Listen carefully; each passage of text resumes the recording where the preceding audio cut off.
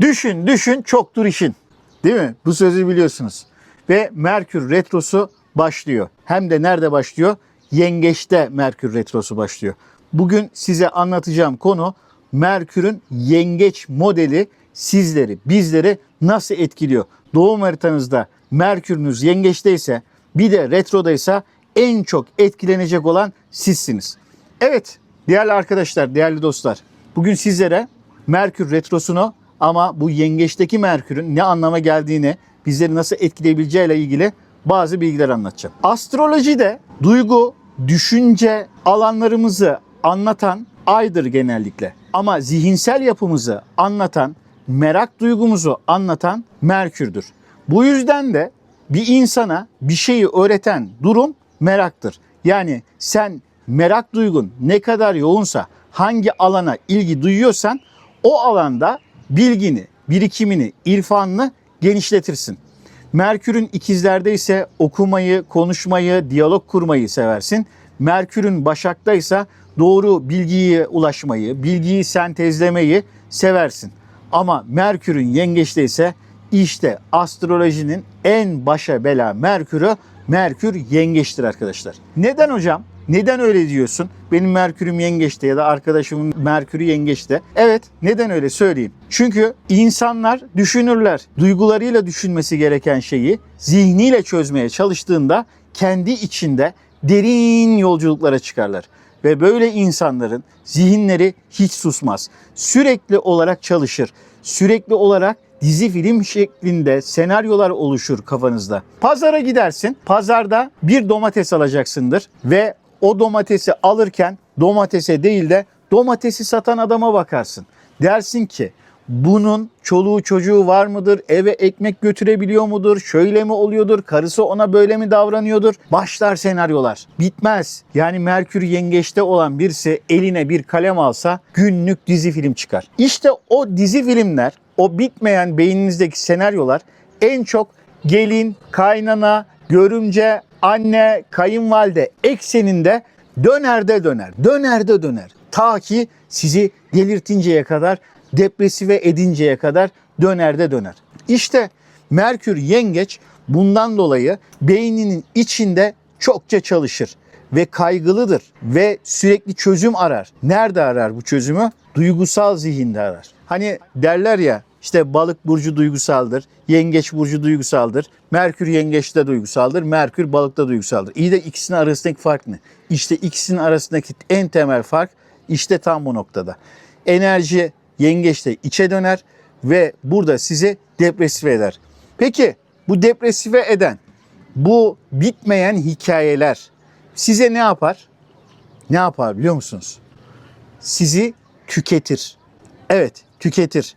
Ve aşırı derecede sarmaya başladığında genellikle bir ilaç kullanıyor olursunuz. Maalesef. İşte özellikle doğum haritasında Merkür'ü Yengeç'te olanların o kolay depresyona girmelerinin sebebi çok düşünmek.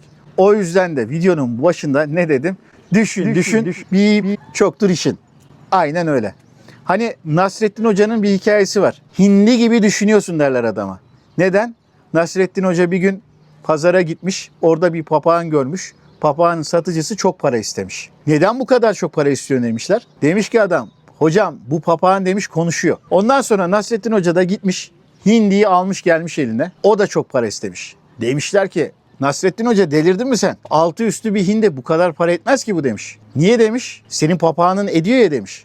İyi de hocam demiş, benim papağan konuşuyor. Nasrettin Hoca da ona demiş ki senin papağan konuşuyorsa benim hindi de düşünüyor demiş. İşte bu yüzden hindi gibi düşünmek deyimi tam anlamıyla Merkür Yengecin özelliklerinden bir tanesidir. Çünkü düşündüklerimizi eyleme geçirmemiz lazım. Ancak Merkür Yengecin kafasındaki senaryolar hangileri doğru, hangileri evham, hangileri sanı, hangileri vehim olduğunu tespit edememeye başladığında konuşurken, muhabbet ederken, eşiyle olan ilişkilerde suçlamalar, küsmeler, pasif agresif tavırlar sergilemeye başlar. Tek isteği vardır. Beni anla, ne düşündüğümü bil. İyi de ben senin beyninin işine girip baktım mı? Nereden bileceğim ben senin ne düşündüğünü? Nereden bileceğim bugün hangi senaryoyu ürettiğini? Değil mi? İşte Merkür Yengecin herkese bakış açısı böyledir. Ama bu Merkür Yengecin kabahati değil. Biz insanoğlu olan olayları ve nesneleri oldukları gibi değil de olduğumuz gibi görme eğilimindeyizdir. Yani sen olayı objektif bakamadığında, sadece kendi dünyandan baktığında herkesin de senin baktığın gibi baktığını, senin düşündüğün gibi düşündüğünü zannedersin.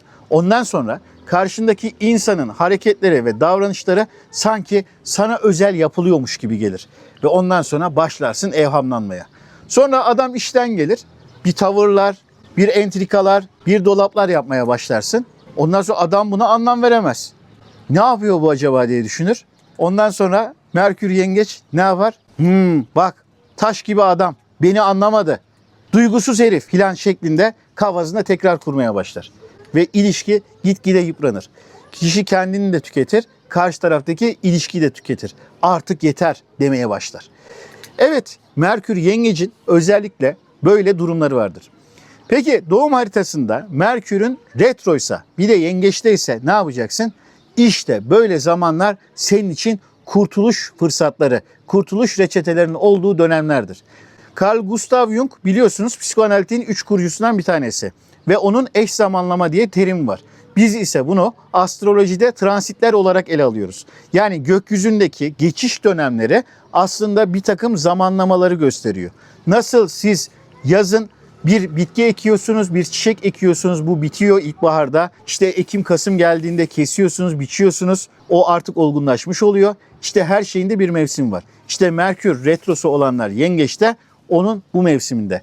Eğer böyle zamanlarda duygularınızı, düşüncelerinizi, zihinsel faaliyetlerinizi anda kalabilmek, objektif bakabilmek, doğru şeye yönelebilmek şeklinde değerlendirebilirseniz o Merkür Yengeç retrosu etkilerini daha sonraki dönemlerinde, yani bir Merkür döngüsü esnasında kendinizi kurtarabilirsiniz. Çünkü bu da bunun sınav dönemini bize anlatıyor. Peki bu Merkür Yengeç'te ne yapacağız, ne edeceğiz? Yani Jüpiter'de biliyorsunuz Yengeç'te. O da Aslan'a geçecek ve Satürn Koç'ta. Bütün bunlara baktığımızda işte Merkür Yengeç bu dönemde biraz daha fazla etkilenecek arkadaşlar. Peki benim doğum haritamda ben nerede etkileneceğim diye soruyorsun. Hangi burç nasıl etkilenecek diye soruyorsun. İşte bu anlattıklarımı doğum haritanı açacaksın. Yengeç burcu benim doğum haritamda nerede diye bakacaksın. İşte o Yengeç burcu alanı neredeyse sen orada etkileneceksin. Diyelim ki sen bir yükselen oğlaksan senin 7. evin yengeç olacak ve sen evlilik evinde etkileneceksin. Eğer 4. evindeyse aile, anne baba, ebeveyn, yuva gibi konularda etkileneceksin. Eğer 10. evindeyse iş, güç, kariyerle ilgili alanlarda bu tarz problemleri yaşayacaksın. Ve iş yerindeki arkadaşlarına bir aile ferdi gibi görmekten vazgeçmen gerekiyor olduğunu anlayacaksın. Bunun gibi kendi haritanızda da yerleşimler ve transitlerin aldığı etkilere göre sizlerin de aldığı etkiler değişecek. Ben astrolog Arif Aydın. Videomu beğendiğiniz için, paylaştığınız için ve özellikle hype'ladığınız için çok teşekkür ederim. Sonraki bölümlerde hangi konuları ele almamızı isterseniz bu videonun altında yorumlarda buluşalım. Görüşmek üzere.